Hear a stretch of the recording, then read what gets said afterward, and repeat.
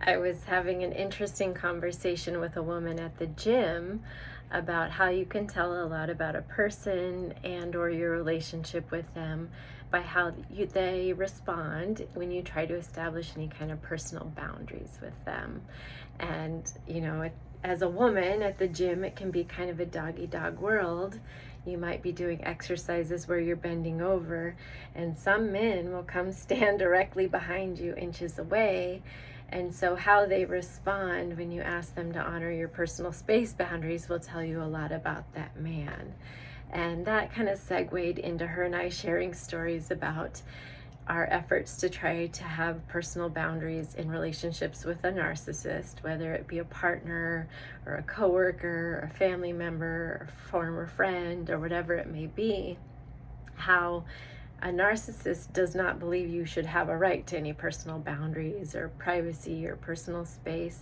And they certainly don't want you to have any interests or relationships where they're not the center of it.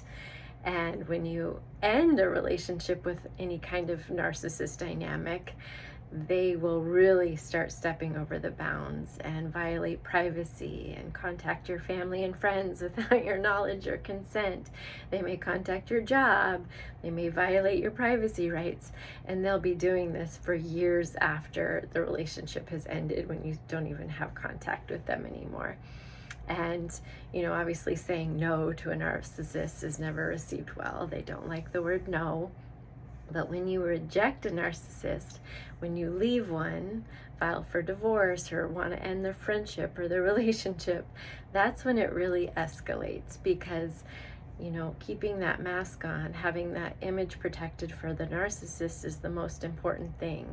And they don't want to be seen as having any fault or being the cause of why a relationship ended. So they're going to really start going on the attack, and you're going to become enemy number one in a smear campaign, because they don't want you to tell anyone or be believed about anything they've done or who they are behind closed doors. They're going to do anything they can to make you look bad to protect their image. And they're going to tell a completely different story about how a relationship ended, who was at fault, what occurred.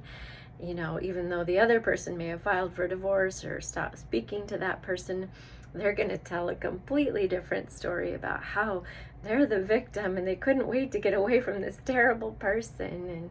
And, meanwhile, behind the scenes, they're trying to reconcile.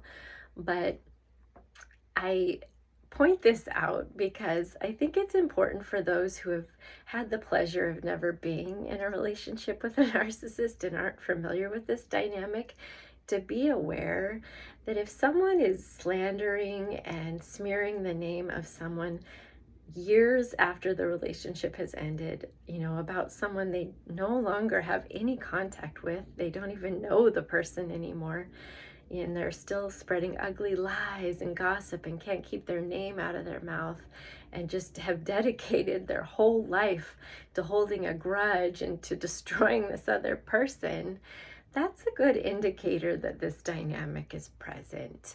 And, you don't want to get sucked into someone's smear campaign of gossip and just ugliness, especially when this poor person over here is just trying to get away, move on with their life, and doesn't even think about the narcissist anymore. Yet this person over here, years and years later, can't move on, can't let go. And so I just point that out so that you don't get sucked into, an involuntary support and attack of a narcissist abusing another person years after the relationship has ended. It's never good to get involved or entertain gossip or smear campaigns in the first place. But certainly when you don't know both sides of the story, and, this poor person is minding their own business while this person just can't stop attacking them.